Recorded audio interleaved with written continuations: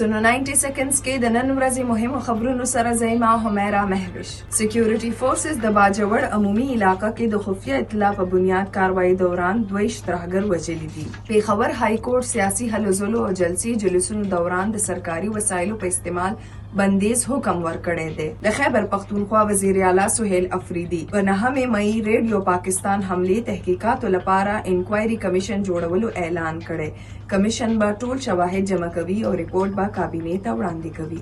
خارجه دفتر ترجمان طاهر حسین اندرابي واضح کړی دی چې پاکستان به ترهګرو ډلو سره هیڅ قسم مذاکرات نه کوي. خیبر پختونخوا کې ډینګي وایرس کیسونو کې د اضافي سلسله جاری ده.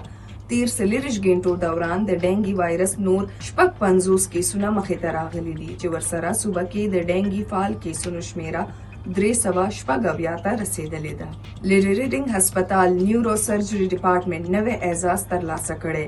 په لومړي ځل د دماغو 15 کامیاب اپریشن جدید کیمرو او مشینونو په ذریعہ شوي دي. پاکستان کې کال 2015 دوران 53 لکه نه زیات سایبر حملو کیسونه ریپورت شوي چې پکې 20% صارفین د میل ویر حملو ښکار شوي. 40% متاثره ډیوایسز لوجې مختلفې خطرې رامخې ته شوي. دا تر دې دمه مهم خبرونه نورو خبرونو او معلوماتو لپاره سنو پښتونخوا سره اوسئ.